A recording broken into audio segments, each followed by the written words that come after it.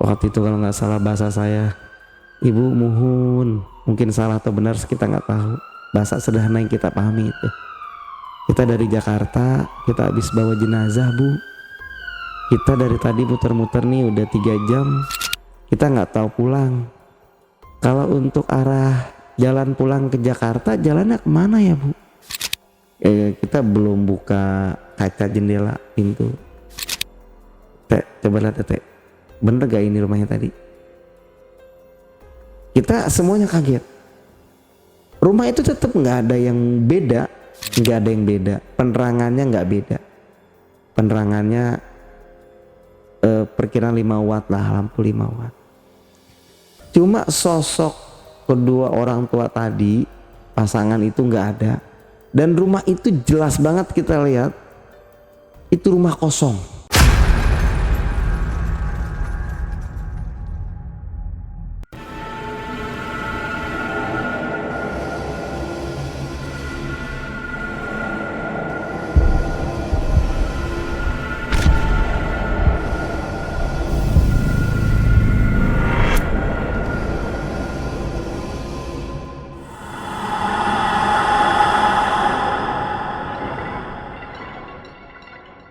Assalamualaikum warahmatullahi wabarakatuh. Ketemu lagi dengan saya, Ale Jejak Backpacker. Tentunya dalam obrolan misteri Jejak Backpacker kali ini, di hadapan saya telah hadir seorang narasumber yang pernah mengalami kejadian mistis. Seperti apa kejadian mistis yang dialami oleh narasumber kita pada malam hari ini? Langsung aja kita sapa narasumbernya. Assalamualaikum. Waalaikumsalam. Bang Ali. Betul, dengan saya Ali Sodikin. Ali Imron. Oh, Ali Imron. Ini kayak Ali ini ya, teman kita itu ya. Ali Sulis ya. Iya. Ali Imron juga namanya, teman ada juga. Oke, Bang Ali, terima kasih buat waktunya udah hadir di Sama-sama. studio Jejak Backpacker. Jadi Bang Ali ini dari mana kalau boleh tahu asal? Saya dari Bintaro 9, Pondok Pucung, Oh. Kecamatan Pondok Aren. Oh, deket. Iya, itu mah deket banget. Biasanya kalau narasumber kita itu dari jauh-jauh, udah dari Surabaya, Jogja, itu sering sini. Oke, jadi Bang Ali ini bener ya profesinya itu seorang supir ambulan dan Pemandi jenazah. Oke. Nah di sini Bang Ali, oke, langsung aja mungkin kisi-kisinya nih Bang Ali, yang mau Bang Ali ceritain ini nanti ini seperti apa? Baik, saya pernah mengalami terjebak di wilayah Lebak, Banten ketika membawa jenazah. Dan ketika saya ingin bertanya untuk kembali pulang, ternyata rumah itu adalah rumah kosong, atau istilah disebut di sana itu kampung mati. Orang penduduk sana bilang seperti itu. Oke. Dan itu kejadian yang mungkin hanya satu ya. Berikutnya masih banyak lagi. Masih banyak pengalaman yang lain. Oke, kalau gitu di keep aja dulu ceritanya Bang Ali ya, kita lanjut setelah ini ya. Tapi sebelum Bang Ali menceritakan pengalaman mistisnya lebih lanjut lagi, saksikan setelah OMG yang satu ini. Kopi Liong Bulan, nuansa legendaris di mana keunikan rasa dan aroma mengalir dari setiap biji kopi pilihan. Keistimewaan yang dipersembahkan bagi mereka yang menghargai cita rasa terbaik. Gurih dan aroma asli yang khas dibuat dengan sempurna. Kopi Liong Bulan, keajaiban dalam setiap aroma. Oke, Bang Ali udah siap buat cerita? Siap. Siap ya. Mungkin Bang Ali nanti kalau mau ngopi, mungkin ngantuk saat membawakan ceritanya, boleh diminum aja kopinya. Siap. Bang Ali ya, kopi Liong nih. Ya. Enak. Oke, sudah siap ya? Siap. Siap, silahkan Bang Ali. Bismillahirrahmanirrahim. Salah satu pengalaman yang pernah saya alami, dan ini menjadi pembelajaran saya dan teman-teman semua sebagai tim pemandi jenazah dan sebagai tim supir ambulan jenazah. Yang saya akan utarakan kisah pengalaman saya ini banyak pembelajaran.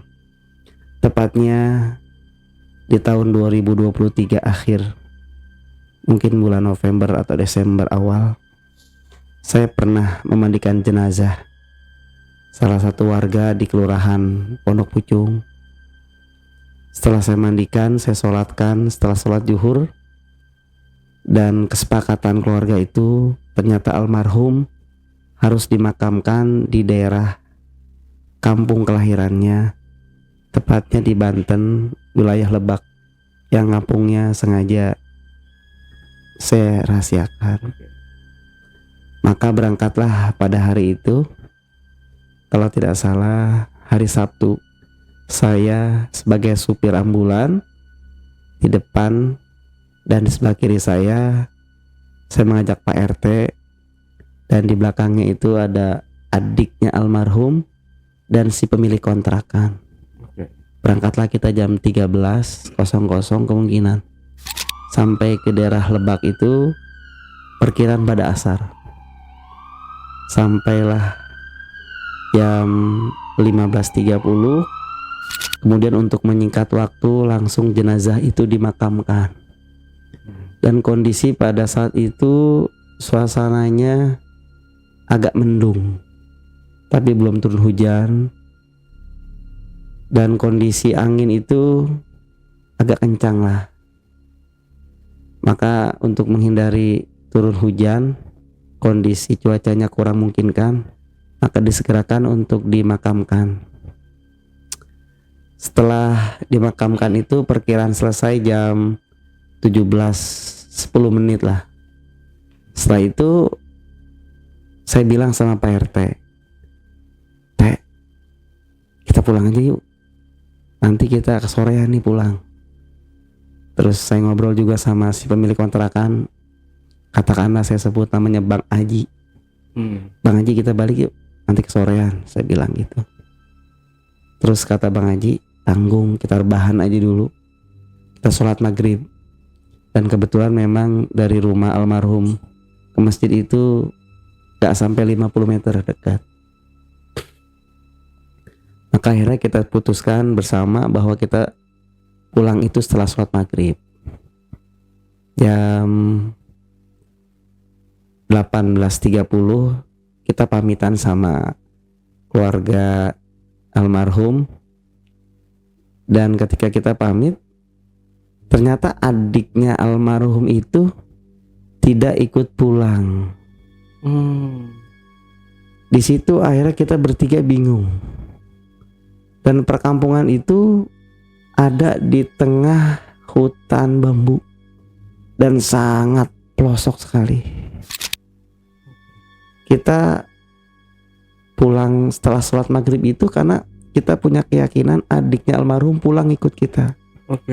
Karena tempat tinggalnya itu ada di wilayah kampung kita. Dan ternyata dia nggak boleh ikut pulang, harus ikut tahlilan atau yasinan di kampung itu. Akhirnya pulanglah kita bertiga. 10 menit perjalanan, ada hal yang istimewa yang saya rasakan. Saya mencium aroma yang sulit rasanya untuk saya sebutkan ini aroma apa gitu. Kalau mungkin aroma wangi jenazah itu saya hafal, identik itu dengan wangi kamper, wangi bunga pandan, itu unik. Tapi itu perasaan itu tidak saya sampaikan ke Pak RT dan Bang Haji.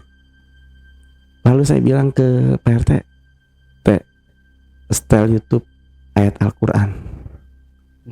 Dibuka handphone, kata dia, "Ya Mil, sinyalnya nggak ada, nggak bisa." Itu perasaan kondisinya mencekam sebetulnya. Nggak lama tuh mulai tuh dengar suara geluduk-geluduk kecil, karena memang kondisinya udah mendung dari sore. Geluduk-geluduk kecil dibarengin sama angin yang kencang menurut saya itu. Anginnya kencang terus menyapu pohon bambu, pepohonan yang ada di sekitar. Jadi suasananya sangat mencekam. Gak lama akhirnya si RT sama Bang Aji itu merasakan apa yang saya rasakan. Dia mencium aroma yang aneh.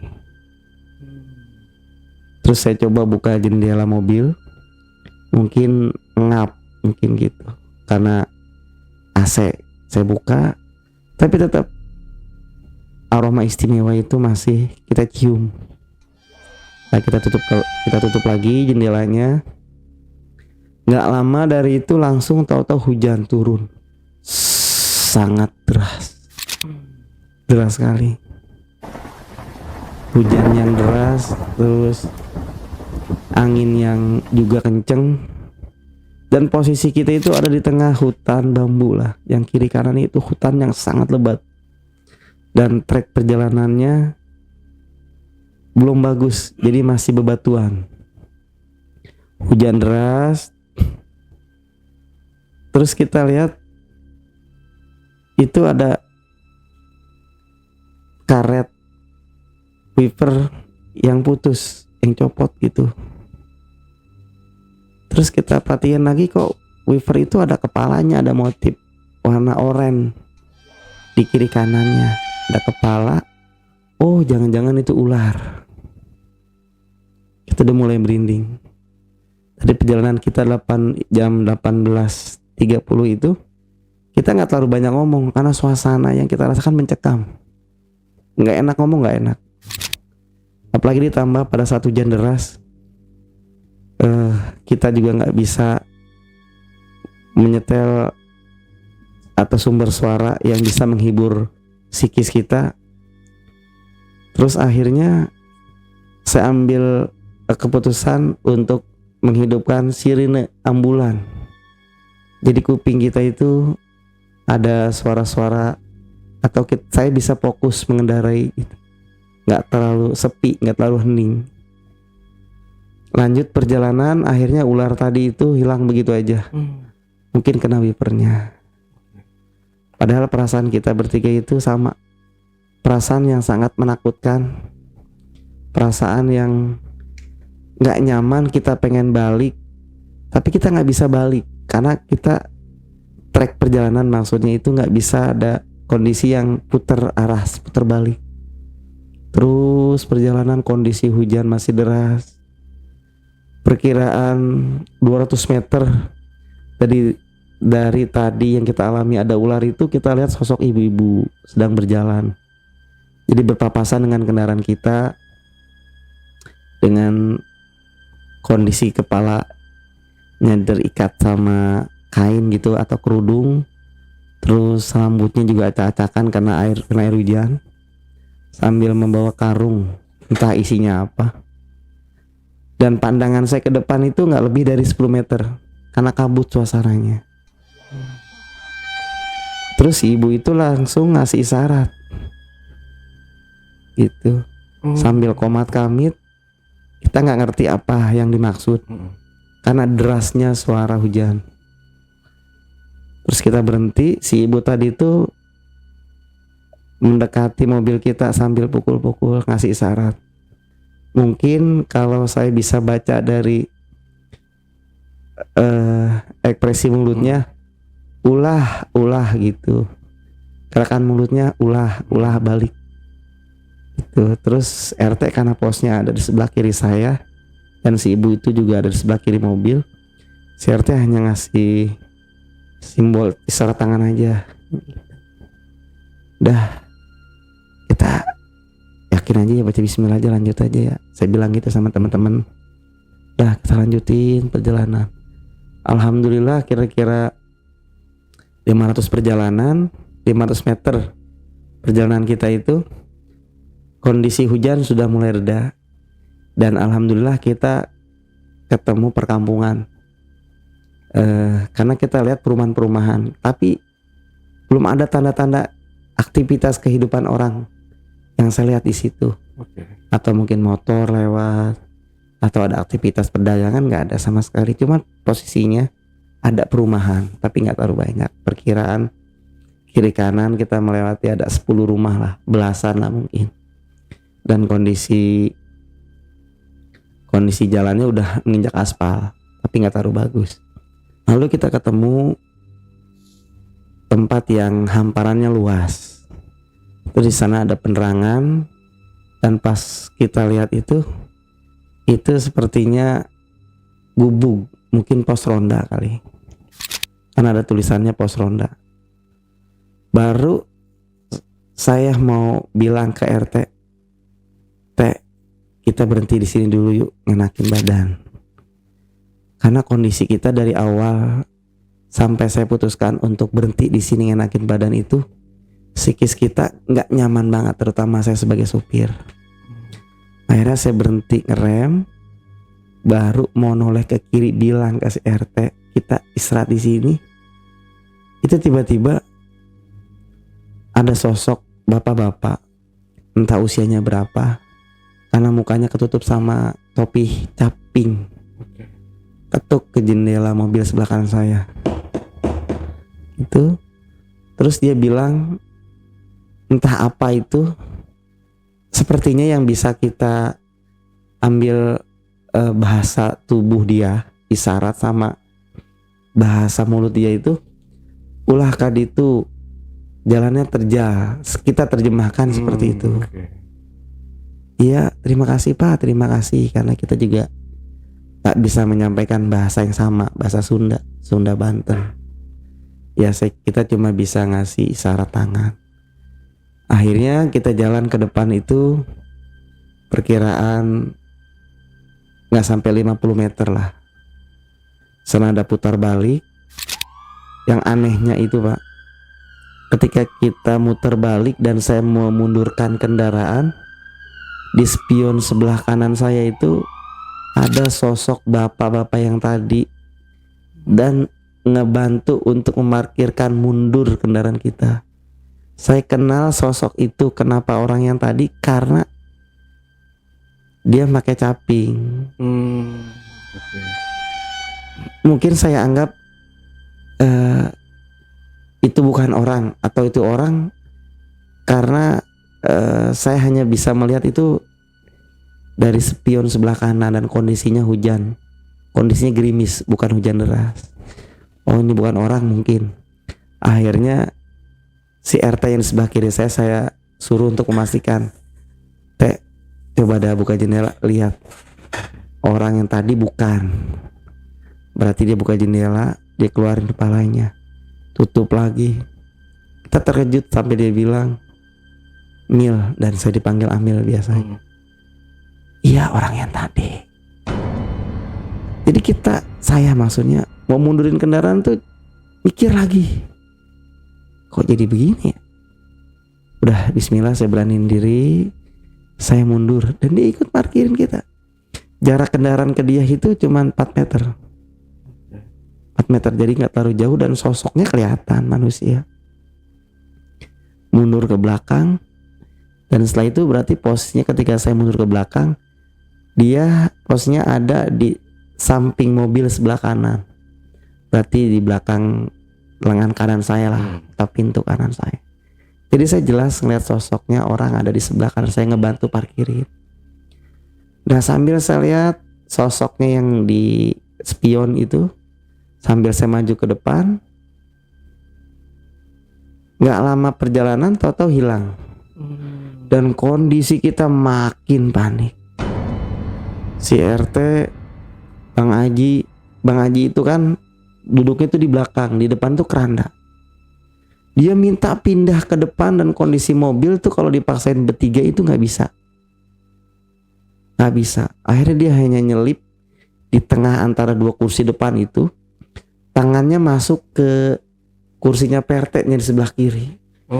Kita tuh semuanya komat kamit bacaan ayat kursi. Bahkan saking kita udah paniknya bacaan kursi jadi salah bacaannya. Kita baca sholawat terus begitu. Terus kita jalan perkiraan 100 meter. Di depan kita itu melintas ular, sosoknya hitam. Ya perkiraan selengan orang dewasa lah. Cuma ular itu adanya di tengah, mau nyebrang ke kiri dari kendaraan mobil saya. Itu kita bertiga makin takut banget, dan suasananya mencekam banget. Dan setelah itu hujan deras lagi. Terus kita lewat hutan atau belantara itu, terus banyak lembah-lembah juga, dan kondisi perjalanan juga jelek, bebatuan begitu. Dan kecepatan saya waktu itu mungkin 40 sampai 50 lah. Dan pandangan juga terbatas. Terus begitu. Sampai alhamdulillah kita tenang tuh, Pak. Kita ketemu sama perkampungan. Dan sebelum perkampungan itu tadi kita melintas ada kayak danau atau waduk. Karena pandangan kita terbatas, mungkin kita anggap waduk lah atau genangan air. Dan ada rumputan atau entah itu sawah atau cuman ilalang aja gitu. Kita mulai yakin dan pede, dan rasa takut kita berkurang itu pada saat kita lihat itu seolah-olah ada tanda-tanda kehidupan, walaupun memang gak ada aktivitas masyarakat di saat itu. Ada tiang listrik, terus ada tumpukan tanah. Menurut saya, wah, kita nyampe di klaster nih, di kampung. Oh, berarti udah dekat kota. Jadi di sebelah kiri saya itu, Pak, saya lihat rumah kosong. Karena keterbatasan penglihatan dan penerangan kita cuma penerangan dari rembulan. Saat itu saya pikir itu klaster lah, Pak. Klaster. Hati kita udah mulai tenang dan ketemu juga aspal tuh. Walaupun aspalnya juga masih ada jalan-jalan yang bolong. Dan di sebelah kanan kita itu ada 3 rumah yang jaraknya perkiraan kita 15 sampai 20 meter lah. 3 rumah aja, Pak. Hati kita udah mulai tenangan dikit.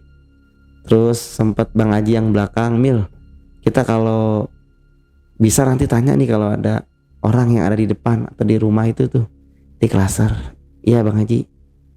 Rumah pertama nggak ada orang. Alhamdulillah di rumah kedua itu ada pasangan suami istri lagi ngobrol. Dah akhirnya saya beraniin diri. Kita tanya sama ibu-ibunya aja, karena kelihatan sosoknya suami istri lagi ngobrol. Jadi waktu belum nyampe kendaraan kita berhenti di situ, kita sempat sepakati kita tanya di sini aja ya. Oke. Gitu. Dan kebetulan si RT pengen pipis. Ya udah kita turun, hati kita udah mulai tenang. Saya turun duluan. Terus selanjutnya si RT sama Bang Haji turun juga. Ya udah dengan bahasa Indonesia dan dicampur bahasa Sunda Banten seadanya. Waktu itu kalau nggak salah bahasa saya, Ibu muhun, mungkin salah atau benar kita nggak tahu. Bahasa sederhana yang kita pahami itu. Kita dari Jakarta, kita habis bawa jenazah, Bu. Kita dari tadi muter-muter nih udah 3 jam, kita nggak tahu pulang. Kalau untuk arah jalan pulang ke Jakarta, jalannya kemana ya, Bu? Dijawablah sama si bapak tadi itu, tapi menggunakan bahasa Sunda Banten. Dan sama sekali kita bertiga nggak ngerti bahasanya, cuman kadia itu terus lurus itu kita masih paham. Cuma banyak bahasa-bahasa ini dia ngomong apa sih gitu. Kadia kaditu itu tetap kita paham, cuman banyak kata tambah-tambahan yang seolah-olah mungkin bahasa pengertian gitu nih. Cerewet amat ya. Kita nanya 1 dijawabnya 18. Terus si ibunya juga nambahin. Sama bahasanya Sunda juga. Kita balasnya, oh gitu, oh ya terima kasih, gitu-gitu aja. Yang bingung kita mau balas bahasa Sunda tuh kita gak paham. Gak lama akhirnya kita disuruh duduk. Kita paham disuruh duduk itu karena isyarat tangannya. Bahasa Sunda Bantennya saya lupa apa waktu itu. Intinya kita disuruh duduklah kita. Duduk sambil dia terus ngobrol. Entah apa omongannya kita nggak paham, kita cuma ngukin kepala. Dan memang psikis kita itu lagi nggak nyaman diajak ngobrol. Kita shock kondisinya, lagi nggak pengen banget. Dan kalau bisa mah tadi di awal kita cuma nanya penunjuk jalan arah pulang cukup gitu. Nggak harus diajak ngobrol. Nggak nyaman sama sekali. Dan akhirnya perkiraan 15 menit kita di situ sambil ngisep rokok. Nggak lama dari saya duduk itu si ibu ngeluarin teh hangat tawar. Keanehannya itu pada saat kita minum, dan kebetulan saya minum duluan gitu ya, Oke. itu aroma yang saya cium itu aroma bunga, cuma saya nggak kenal ini jenis bunga apa. Yang jelas menyengat banget dan wangi. Kalau saya sama-samakan gitu ya, aroma itu sama persis dengan aroma yang kita cium di ambulan. Cuman kita nggak bisa nebak ini wangi apa ya. Dan pada saat air itu masuk ke dalam mulut, di tenggorokan itu kita mualnya luar biasa. Cuma karena kita menghargai tuan rumah, tetap kita jaga ekspresi kita, ekspresi yang seolah-olah menikmati hidangan minuman teh hangatnya. Setelah itu reaksi perut kita tuh kayak pengen muntah, tapi kita tahan. Udah obrolannya kita nggak nyambung, minuman hangatnya kita pengen mual. Nggak lama si RT nggak pamit sih, dia langsung ke belakang samping rumah, pipis aja ya namanya laki-laki. Nah, perkiraan habis 2 batang rokok lah. Terus langsung kita pamit karena memang obrolannya udah ngelantur segala apa aja yang dibahas. Yang saya anggap ngelantur itu kira-kira yang saya pahami gitu, entah salah atau benar penafsiran kita itu seolah-olah menyalahkan kita. Ini kita beranggapan aja karena kita bisa ngebaca dari ekspresi dia sama gestur dia yang seolah kita disalahkan. Mungkin pengertian kita bahasanya gini, situ kalian gitu, kalian itu ngapain datang ke kampung kita nih, seolah-olah mengusik pengertian kita begitu ya,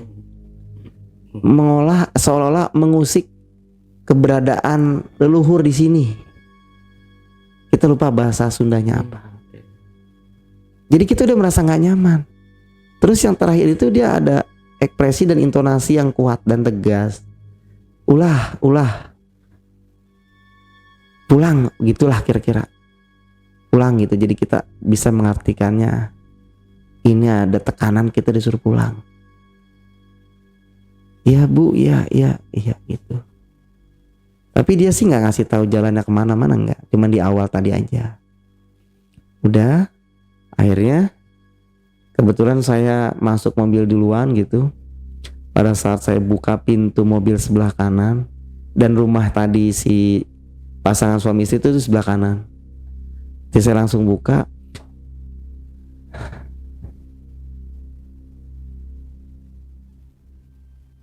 Saya melihat itu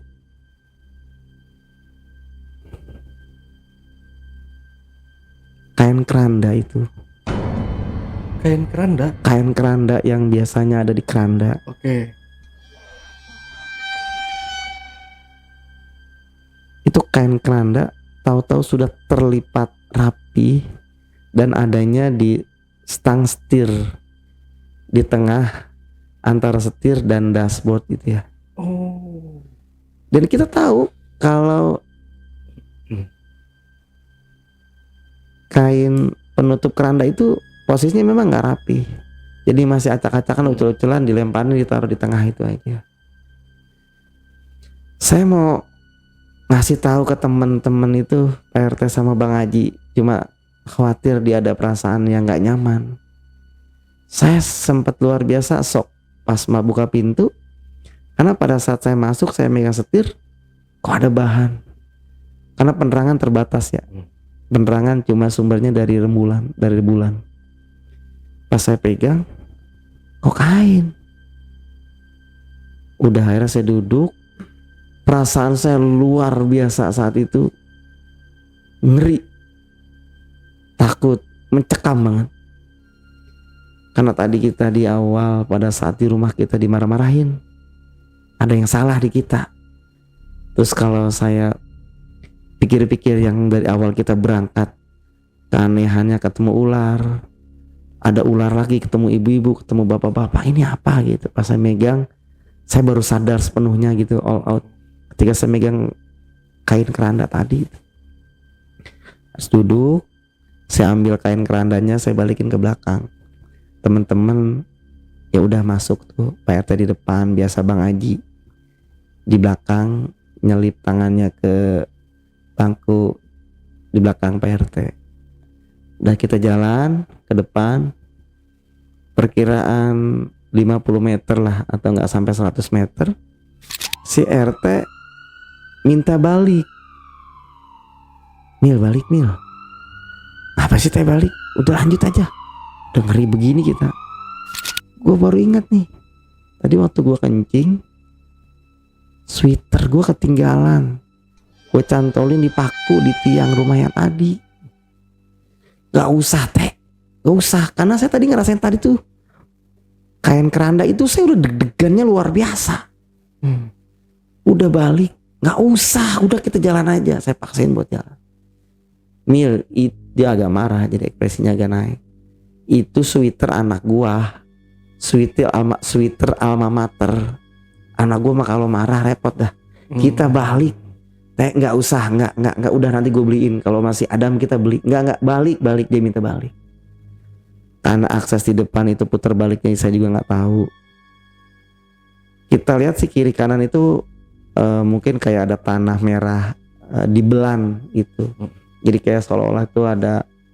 Ya udah saya putusin buat mundur aja ke belakang. Perkiraan 10 meter sebelum sampai ke rumah yang kedua tadi tuh, karena saya lihatnya itu pakai spion sebelah kanan dan sebelah kiri, saya sempet ngerem, berhenti. Terus Bang Haji nanya, apa Mil? Bang Haji coba dah, mohon maaf, jendela buka, implang ke sebelah kanan. Ngapa ya? Kata dia begitu. Lihat apa, perhatiin. Kenapa? Kita bener gak sih rumah tadi yang ini? Saya bilang begitu. Iya bener. Dah kita deketin, tuh mundur lagi, pas sebelah kanan saya berarti Pak.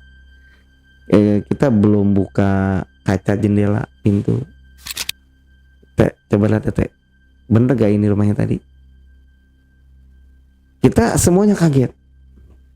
Rumah itu tetap nggak ada yang beda, penerangannya nggak beda. Penerangannya perkiraan 5 watt lah, lampu 5 watt. Cuma sosok kedua orang tua tadi, pasangan itu nggak ada.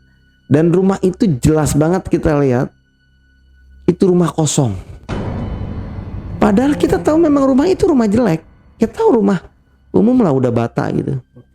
Bangunan-bangunan kokoh, bukan gubuk, bukan. Ada balai, ada bangku, ada jendelanya. Cuman yang saya ingat emang agak bala dan umum lah kalau di kampung itu. Kotor-kotor biasa gitu. Tapi pada saat kita mundur, jelas 100% itu rumah kosong. Yang meyakini kita rumah kosong itu plafon yang dari triplek itu pada copot setengah gitu, jadi pada ngampleh. Terus kok rumputnya ilalangi itu tinggi. Dan itu 100% kita menganggap emang rumah kosong.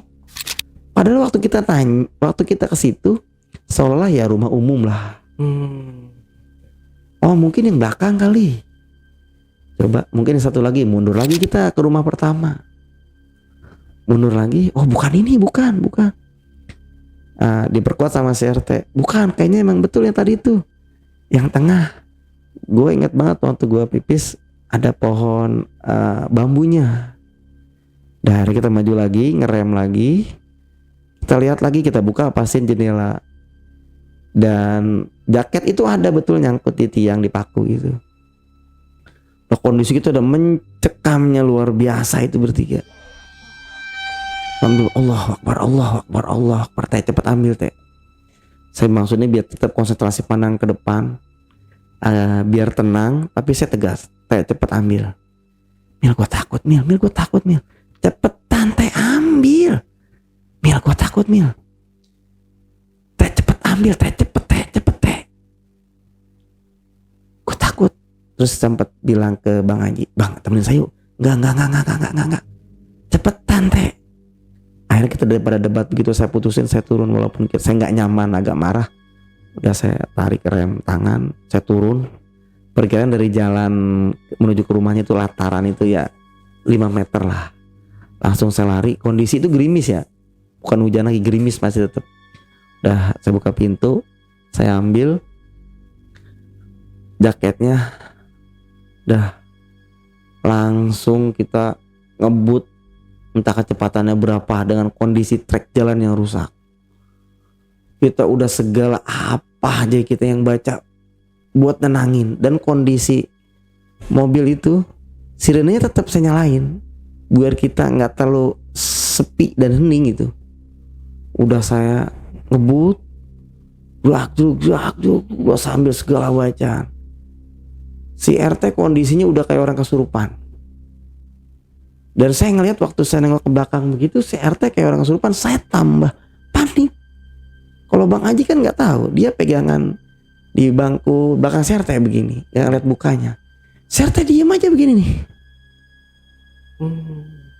Saya makin panik. Wah, kesurupan si RT nih. Udah kondisinya mencekam. Terus si RT seolah-olah kayak kesurupan. Takutnya luar biasa. Bahkan kalau kita ketemu bertiga sekarang nih, kalau kita cerita kisah itu kita tinggal ketawa. Itu kita kenapa kayak mimpi ya? 4 jam mungkin kita ada di situ, muter-muter aja. Udah akhirnya mungkin 40 menit perjalanan dari tempat tadi, dan gak lama hujan deras lagi tuh Pak. Hujan deras yang kondisinya sama seperti di awal. Jadi hujan deras dan anginnya kencang. Tapi 40 menit perjalanan kita, alhamdulillah kita ketemu perkampungan. Sampailah ada warung, mungkin istilah di sini warung ucok kali ya. Saya berhenti dan psikis saya masih belum nyaman, jadi kaki saya gemeter begitu, terus pucat begitu, dan nanya juga terbata-bata. Sempat si teteh itu yang penjaga warung nanya, "Kumaha Ceng?" Seingat saya seperti itulah. Teh, kumaha Ceng, kumaha? Jadi saya vokal saya itu nggak jelas. Mau mengutarakan saya mau nanya arah pulang ke Jakarta kemana, sulitnya luar biasa. Saking paniknya kita bertiga di situ. Kumaha Ceng kata dia begitu. Ya alhamdulillah akhirnya lancar. Inti apa yang saya sampaikan itu bisa dimengerti. Lurus belok begitulah kira-kira. Nggak sampai 1 kilo nanti ketemu jalan provinsi dia bilang. Dan alhamdulillah kita jalan. Tapi kondisi hati kita nih bertiga udah tenang karena kita udah ngeliat aktivitas sama tanda-tanda kehidupan ada. Pada saat itu saya suruh si RTT, handphone lu mana gitu. Dia ngasih juga. Saya enak dia aja gitu kayak orang. Udah lunglai banget tuh, udah kayak nggak ada tenaganya. Dia ambil tas di tas dada dia. Udah gini aja ke saya. Sama saya bilang polanya apa, gini aja dia nih. Pakai ngelemesnya. Saya telepon adiknya almarhum, alhamdulillah nyambung, sinyalnya ada. Dan singkat dari cerita itu, kita ini dari tadi nggak tahu jalan Kang, muter-muter. Ada di mana? Posisi di sini. Akhirnya saya Sherlock. Kita nunggulah nggak sampai 1 jam. Terus posisi kita ada di tempat yang mudah dikenal, akses jemput kita. Karena kita nunggu perkiraan hampir 1 jam dan sirine masih nyala tapi kecil. Sempat warga situ nanya, ketok-ketok jendela kita lagi, dan jendela sih kacanya kita udah buka. Cuma nanya, "Kenapa kok ada di sini malam-malam?" Kita jelasin, kita mau pulang, nggak tahu jalan, mau ke Jakarta. Ya dijelasin lagi sama dia, sama apa yang dijelasin sama si ibu warung tadi. Ya makasih Kang. Suruh sempat mampir ke rumahnya. Mampir ke rumah istirahat dulu gitu. Ya makasih. Gak lama penjemputan itu akhirnya datang tuh adiknya almarhum berdua. Udah kita dibimbing, dia di depan, diarahin, pulanglah kita sampai ke rumah almarhum, balik lagi. Sampai di sana kita udah kayak pelaku pembunuhan begitu diinterogasi. Padahal kita udah shock banget. Akhirnya ulah nanya-nanya, udah minum aja dulu, minum. Karena kondisinya habis tahlilan yasinan gitu kan, biasa orang kampung pada kumpul, terutama yang banyak nyecer kita tuh nenek-nenek orang-orang tua di sana. Udah kita tenangin diri, udah minum, kita ditanya, saya jelasin kondisinya. Jadi pada saat saya ngejelasin beberapa kalimat diputusin, disambung-sambungin sama nenek-nenek. Misalkan tadi kita jalan ketemu sama sosok ibu-ibu, langsung tuh diceplosin, tapi agak bahasa Sunda, bahasa Indonesia, kita maksudnya paham apa yang disampaikan. Kira-kira begini Pak, kita nggak pahami. Oh situ tadi mungkin lewatin keramat, saya rahasiakan itu keramat bla bla bla bla gitu. Ya kita lanjutin lagi ceritanya, alur ceritanya, disambungin lagi sama nenek itu, disambungin terus celetuk lagi orang yang lainnya, disambungin cerita-cerita itu, sampai akhirnya cerita terakhir kita nanya tadi ada klaster atau perumahan yang belum jadi. Akhirnya diceletukin juga sama nenek-nenek, intinya mungkin gitu, kamu tadi lewatin kampung mati gitu kata dia. Tapi kita nggak paham kampung mati itu apa. Ya mungkin apa itu cuma istilah filsafat atau bahasa isyarat, atau mitos kampung mati itu cuma sekedar apa ya, cerita atau bahasa-bahasa istilah. Ya kita kan nggak paham, karena kita cerita begitu dicocok-cocokin, disambung-sambungin sama nenek, ibu-ibu tadi dan nenek-nenek tadi. Akhirnya cerita itu selesai dan kita mungkin dinasihatin, cuman gaya bahasanya yang frontal, kita nggak terbiasa, kita anggap seolah-olah itu kita dimarahin. Beginilah kalau bahasa saya ini kira-kira begini, kalian tuh terlalu berani ke kampung kita. Dari dulu sampai sekarang tuh belum pernah warga kita tuh meninggal di bawah ambulan. Terus warga kita nih jarang keluar kampung sampai ngelewati hutan bambu kalau nggak penting-penting amat. Kalian tuh terlalu berani bawa mobil ambulan, habis nganter jenazah keluar dari kampung kita. Tuh begitu. Jadi kalau saya sambung-sambungin lagi, mungkin saya ketemu ular, ketemu sosok ibu-ibu tadi, balik gitu. Mungkin jangan dilanjutin. Terus ulah kata si bapak yang pakai taping itu, ulah balik, jalannya terjal, ayo balik.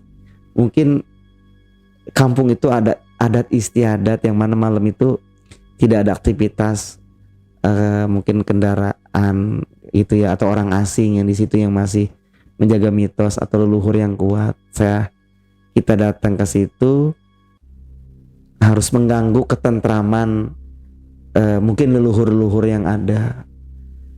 Akhirnya kita ngineplah di situ sampai besok paginya, dan alhamdulillah pulangnya kita dibekelin kelapa sama ikan mujair. Jam 7:30 kita pulang dan sinyal itu nyambung. Waktu kita pulang di sore harinya kan itu nggak ada sinyal, itu ada. Pulang kita belum ngomong apa-apa tuh, belum cerita, nggak ngaitin belum, karena psikisnya belum nyaman. Masih keduanya itu sibuk main HP aja. Saya fokus mengendarai mobil. Sampai jalan provinsi kita ngadem, baru mulai kebuka tuh satu persatu cerita teman-teman. Dia mau cerita di mobil emang kondisinya juga nggak nyaman, jadi seolah-olah bikin nakut-nakutin aja. Terus si RT nih cerita, misalkan salah satunya, Mil, waktu gua kencing di belakang rumah itu, sebenarnya gue mah yakin itu rumah kosong, Mil, kata dia gitu. Lu nggak pakai cerita, Teh? Betawi kita gitu ya. Bagaimana gue cerita sih, orang kita udah takut banget. Lu yakin dari mana kalau itu rumah kosong? Gue ke belakang, gue kencing. Itu memang bukan tanda-tanda kayak rumah sih kata dia gitu. Itu hamparan kata dia lihat itu hutan, nggak ada tanda-tanda itu rumah, itu hutan. Terus kan lo di samping rumah, karena emang nggak konsen kali ya. Saat dia kencing itu seolah-olah yang dianggap di diri dia sedang pipis di hamparan atau di lebatnya pohon, atau seperti seolah-olah di tengah hutan gitu. Karena kondisinya kita juga nggak nyaman, jadi kita nggak terlalu bisa ngambil kesimpulan atau putusan, oh ini begini enggak. Pokoknya gue pipis, yang gue rasain kondisinya mencekam, dah balik dulu di situ. Dikaitin satu di situ. Terus dikaitin juga, gue Mil habis dari rumah itu, kan jaket gue pakai tuh kata dia. Itu badan gue kayak ada yang masuk. Gue pakai jaket, badan gue tuh ada yang nguasain. Kan saya nyambung lagi. Jadi waktu itu lu kesurupan beneran? Ya nggak tahu. Gue lupa sih apa yang gue rasain. Gue jelas pada saat gue pakai jaket, gue lupa gue ada di mana dan gue siapa. Ya udah jadi keplak sama Bang Haji. Karena RT-nya juga temen nggak terlalu tua, seusia saya. Lu mah nyurupin. Bagus gue nggak tahu kata Bang Haji. Kalau gue tahu mungkin gue takut karena di belakang posisinya. Jadi lu ternyata kesurupan beneran. Iya gue kesurupan itu mungkin. Gue nggak sadar sih. Terus dikaitin lagi sama Bang Haji yang di belakang. Sebenarnya Mil, gue juga pengen cerita, gue kagak enak. Itu kenapa gue duduknya nyelip terus pegangan tangan ke kursinya si RT, bangku kedua. Terus muka gue ke tengah aja begitu. Gue pengen cerita, cuman gue kagak enak. Gue takut kondisi kita itu nggak nyaman, terutama lu supir. Itu masa di jok belakang ambulan itu kan muat untuk 3 orang. Sebenarnya gue ngeliat ada sosok kata dia begitu. Mungkin kata dia itu kali itu yang bikin wangi. Sosoknya itu bukan sosok umum kayak makhluk mungkin kuntilanak atau pocong, bukan. Tapi sosok leluhur. Ya dikatakan sosok orang tua yang pakai adat-adat Banten. Di sosok orang tua duduk di tengah mobil kita. Sosoknya bukan sosok seperti hantu. Itu gue mau cerita Mil, cuma gue tahan aja. Gue pengen cerita wanginya tuh sebetulnya sumbernya dari situ. Di awal kita habis sholat itu gue ngeliat sosok. Gue mau cerita, khawatir lu pada takut nanti kita nginep gak pulang. Tuh dikait-kaitin. Ya itu pengalaman yang istimewa yang pernah kita alami, dan pembelajaran untuk saya dan sahabat-sahabat semua mungkin sebagai sopir ambulan. Kalau kita membawa jenazah di suatu kampung, tentunya kita harus menjaga sopan santun atau etika lah gitu. Kita harus mengetahui kultur setempat. Jangan terlalu berani mengambil keputusan bahwa kita harus meyakini bahwa ada makhluk Allah yang tidak terlihat dan harus dimuliakan dan harus kita hormati juga keberadaannya. Oleh karena itu bijak rasanya kalau kita juga nanya sama tokoh-tokoh setempat gimana keputusan kita untuk bersikap ketika kita berada di perkampungan yang belum pernah kita berada di tempat itu ketika membawa jenazah. Yang kedua, pesan untuk saya dan teman-teman lain sebagai supir ambulan, kiranya memungkinkan untuk melaksanakan sholat di masjid ketika azan berkumandang, maka berhentilah sejenak.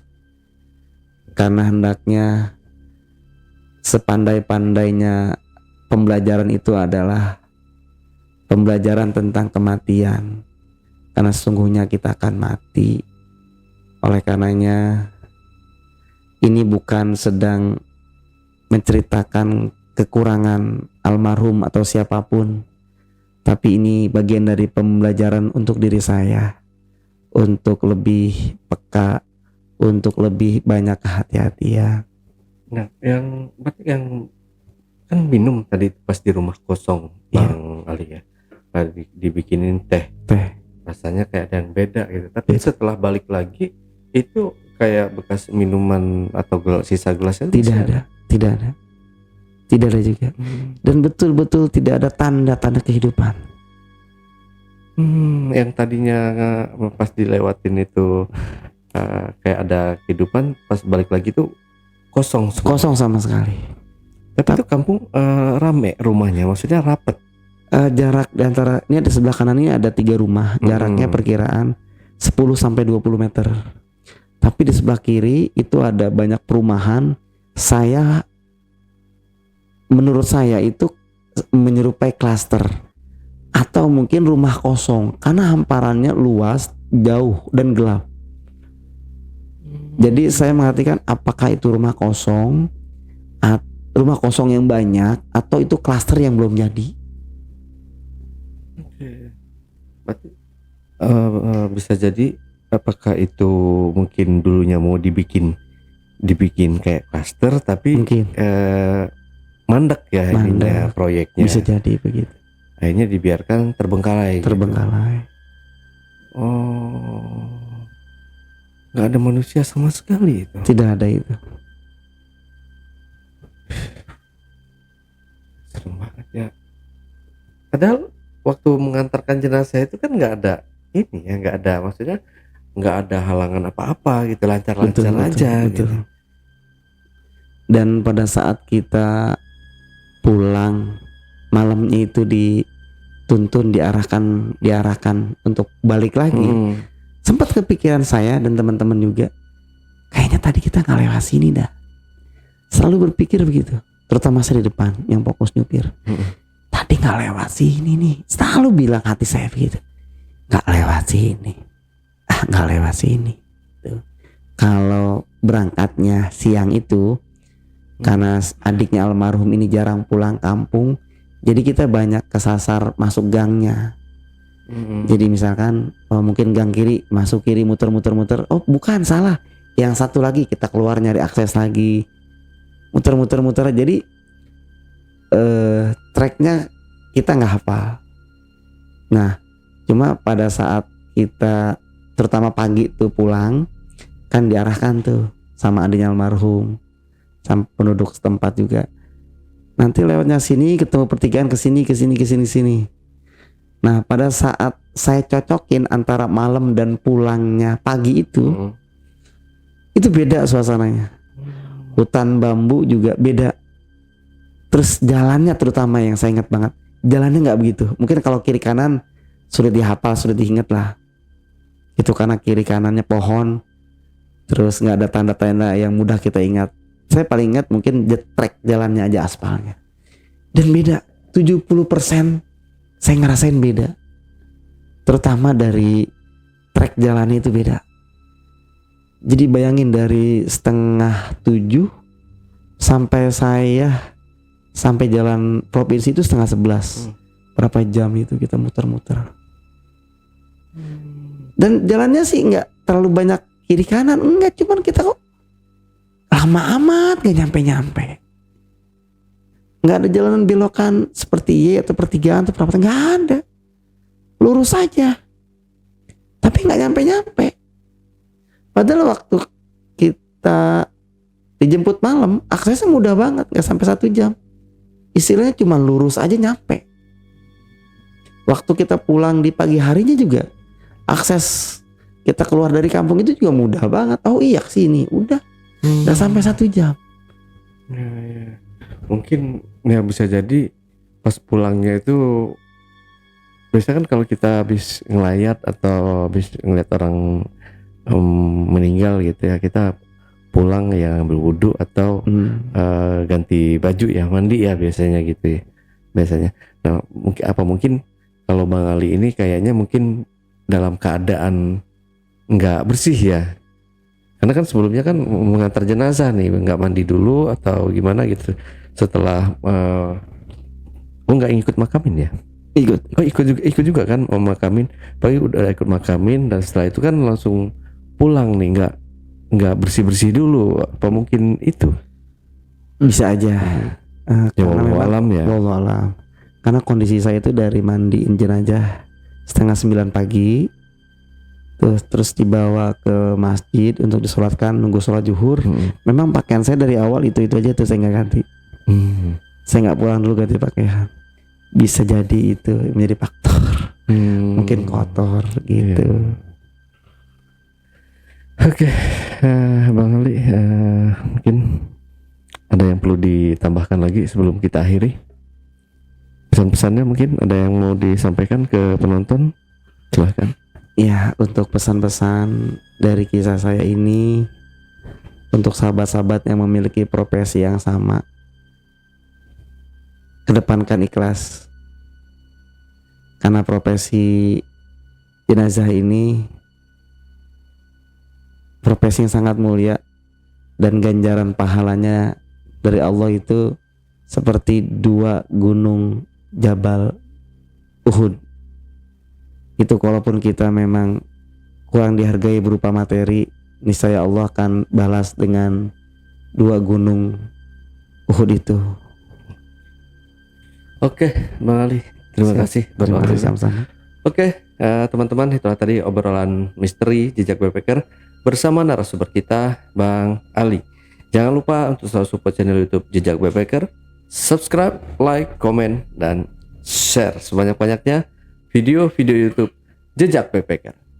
Dan buat teman-teman juga yang punya pengalaman menarik dan ingin bercerita langsung di studio Jejak Backpacker, teman-teman dapat menghubungi admin melalui nomor WhatsApp di 0858 47683.